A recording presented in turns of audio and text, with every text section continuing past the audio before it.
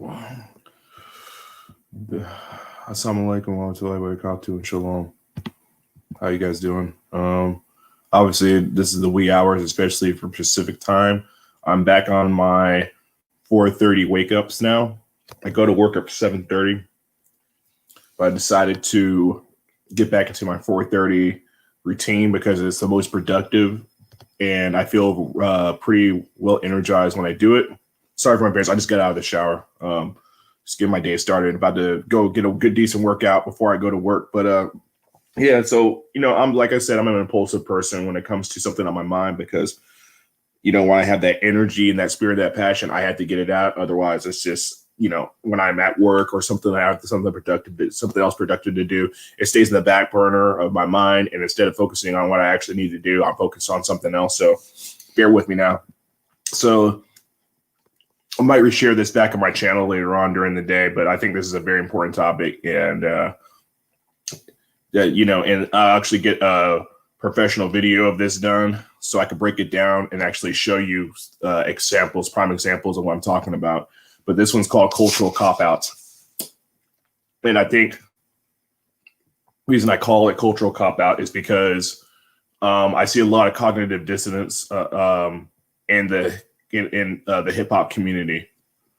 And, growing up with that music and as well as listening to other genres of music, I see that the same people that talk about issues that are affecting the community seem to have a cognitive dissonance of the things that they help perpetuate, the propaganda they help perpetuate, and that they're basically, doing the exact same thing or promoting the same things that they complain about in their very own community.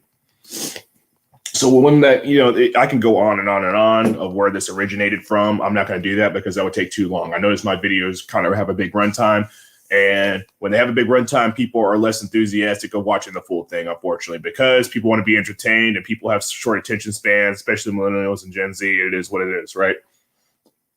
So the recent thing I think about is the song WAP. Now, if you want to get in here and get your feelings and say I have no right to talk about it, get off my channel. And if you respond in the comment section, I'm not going to respond to you because I think you're just full of crap.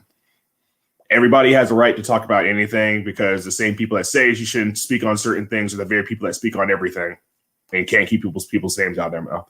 So recently, this is about a month ago, so this is a little old news in today's news cycle.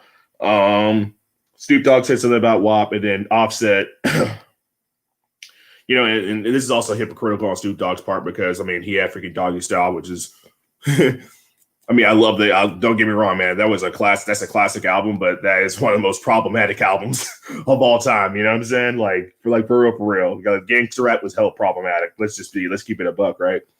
But anyway, he was talking about how foul the song is and stuff like that. And Offset was like, oh, he can't do that. He can't speak on female fans. And Offset, man, you're the ultimate simp. And I know that you're the ultimate simp because all that cheating and all that stuff you did, you realize that your career's falling off. Migos are trash. I'm just going to say that for now, openly. And if any Migos fans see this, hey, it is what it is. Migos are straight trash. Migos represents what's happening to the South and what's happened to the South. I think it's garbage music. It's just all beats, and then just people humming over it and stuff like that. And these people make millions of dollars while the people that doctors, lawyers, and things like that, people that actually are productive to society don't make anything. I'm not hating. I'm just saying what it is. It's just goofy, right? So, you say don't speak on it because it's a female issue, but yet females, all they do is speak on male stuff. Toxic masculinity, this, that, blah, blah, blah, blah, blah, blah, feminism, sexism, misogyny, yeah. Everything that we do, we get heavily scrutinized as well. So it just exposes that it's not really about equality. It's just about people want the same privilege that they complain about. So Offset, you sounded like a complete simp. Snoop Dogg, you know what I'm saying? He's a simp too because of what happened between him and Gayle King. Him sitting up at Ray Table Talk, crying like a little freaking, like a child and stuff like that. But you're so hard and murder is the case that you gave me, and you're a Crippen and this and that, man. Just all these rappers, man, and all these celebrities, man. You'll see their true colors as they get older. You see if they survive, the game. You'll see who they really are. They're just puppets and pawns, and they try to act hard. It's all an image. They're all talk. Actually, I remember one time there was Will Vicky talked crap about Snoop Dogg, and he had all the smoke for that little girl, a freaking, a girl in her like late teens, early 20s, or she was like actually still a teenager and stuff. Freaking idiot, bro. But you don't have to smoke for a freaking grown woman.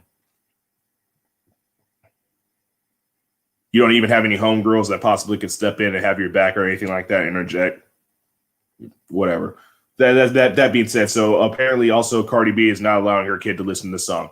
And then, I still see detractors still defend her, even though she's propagating this to other people's children.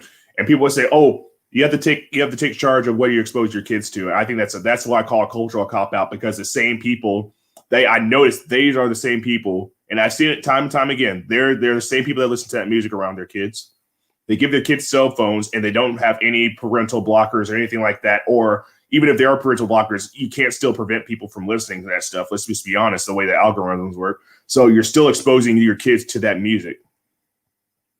And they're like, "Oh, well, if you give your kids the morals and stuff like that, yada, yada, yada, they're not going to go out and listen to that." I think that's complete BS, because these same people, I know for sure they rebelled against their parents every opportunity they could. I know I did. I grew up in a very strict household. A lot of that stuff was unacceptable for me. I remember my dad had a Little Kim CD. I mean, what's it called? My older brother had a Little Kim CD. My dad took the CD out of the CD player and broke it because it was just such trash. I mean, hardcore, yeah, that album, Cardi B and all these people, they act like they're so revolutionary. The Lil' Kim was doing that back in the 90s. I'm sorry, like you're nothing special. Period.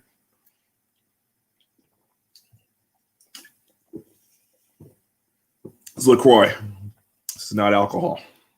Just FYI. So that being said, it sickens my stomach when I hear people make excuses like that. "Oh, well, if you let your kids do that, they're going to follow your morals." And dude, you have no idea how many people I know that grew up in strict households that ended up becoming just as burnouts as kids that grew up in houses that were their parents were their best friends. They would drink and smoke with their kids. They would party with their kids and stuff like that. I think it's hypocritical, because the culture that we're raising our people in, it makes all that permissible. The mass media marketing machine doesn't give a damn about morals at all. These people do not care about morals at all. They care about the almighty dollar. And if they can push and propagate this on children, all the better. And I talk about this time and time again, and I'm going to have a video where I break it down. The connection between the pornography industry and the rap game right now is an all-time high. Now, other genres of music, in particular rock, yes, there was a correlation for a little while, but you could easily avoid that for the most part. Like, you know what I mean? "Hey, what's up? Path of the Dean. Hey, what's up? How's it going, brother? Salam." Going in about the state of Western culture right now in hip hop, and how people try to say that you can prevent your children from having access to these problematic things, but the mass media market machine it makes it very accessible to children. And the same people that say that they don't like that you need to protect your children from this music are the main people that support it financially. Or your story? Hey, thank you. I appreciate it, man. And that was all at the heart, man, saying, wallahi, man, I'm not going to sit up here and ever lie to you guys about my past, because I know we're supposed to hide our previous sins, but I think it's really important for people.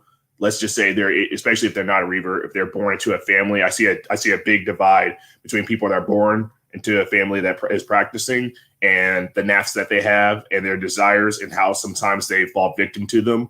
And somebody that grew up a certain kind of way, got exposed to all that, and then I decided to make a sacrifice and, get more serious about submitting to my creator. Alhamdulillah. Yes, exactly, brother. Exactly. So, if you see this channel, I'm going to start a series called Amma to Amma. And I'd like you to participate, as well as anybody that you would possibly know, right? Amma to Amma is basically going to be different people, whether they be non-practicing, even people that, let's say, they left Islam, right? We all are going to just have a panel and sit down and talk about different topics and our experiences, and how to navigate possibly coming to an understanding, whether we have different cultures. We come from different schools of thought, like Maliki, Hanafi, or different branches such as Shia and things like that. try to come to a common understanding, because in today's world, I think we need to come a more understanding, because we're in general combating a lot of things from the outside forces that are, affecting our community. So, yeah, so let me thank you so much for joining me. Where I'm at right now, it's pretty early. It's 4:30 in the morning. I just start at 4:30 in the morning so I can pray Fajr on time, as well as get a good workout before I go to work. And also, I make dicker, what I'm saying, to start the day as breakfast. That's my breakfast. That's my spiritual breakfast, is making dicker or offering dicker. La ilaha illallah, what I'm saying? So, right on. So if you hand your kids a cell phone, you hand your kids a computer, they are going to get exposed to the very things that you say that you're morally, quote unquote, aren't trying to expose your children to. It's very easy for kids to have access to pornography. It's very easy for your children to have access to provocative music and problematic music, whether it be hyper violent music like drill, or it be hypersexual music like, like some of the stuff we see out right now. And unfortunately, I think what's really sad is, I'm going to give an example about how I grew up. I grew up in a strict Christian household too. And I remember there was certain music my parents didn't let me listen to, and they wanted me to dress a certain kind of way and stuff like that. So I actually, I started making allowance money, and I would get that allowance money, and I would go and use my allowance money to buy the things that I knew they didn't like, right? And a lot of the times, sometimes I would hide my stuff. And sometimes they basically, as long as I was making good grades and staying out of trouble, they would kind of like permit me to do that. And they thought that could be a good avenue to kind of keep me in control. Like, hey, we'll allow him to do this and allow him to do that as long as he makes good grades, right? But I remember sometimes I would literally have a change of clothes in my backpack, so when I went to school, I would change. People aren't honest about the nature of human beings, especially the nature of children. Children, yes, are, quote, innocent, right? They come into this world. They don't have any of those impure thoughts, those impure desires. But the environment you raise them in is naturally going to make them, make them more prone to get enticed by this rebellious culture.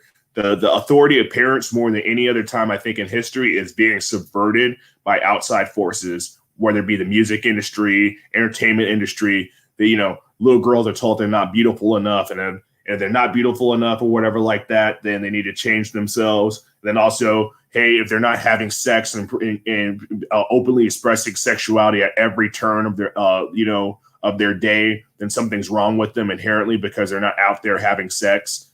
Guys, the same thing. A man's only high value if he gets female attention, and if he's constantly having sex or constantly engaging in activities that prove how much of a man he is, to attract female attention, things like that. I mean, that's why, especially like the criminal culture right now is so big, because people complain about toxic masculinity, but they promote criminal culture because that's sexy. Being rebellious and fighting the, quote, system, but really they're not fighting the system. All they're doing is contribute to the destruction of themselves and other people. But they think that they're some Robin Hood-like figure when they're not. They're not fighting actual oppression. They're not fighting actual injustice. What they're contributing to is further injustice and the prison industrial complex. So the hip hop community and its fans, and pop music in general too, you can see this happens to other genres. There's a cognitive dissonance because people have been so programmed through the music industry and entertainment industry and the pornography industry, where they basically say, hey, we're adult entertainment, but we acknowledge that people are getting exposed to what we do, and they purposely are actually, because they want a bigger market, right? So children are the biggest market. So they acknowledge that that kids are getting exposed to this, but they say, oh, it's a parent's job.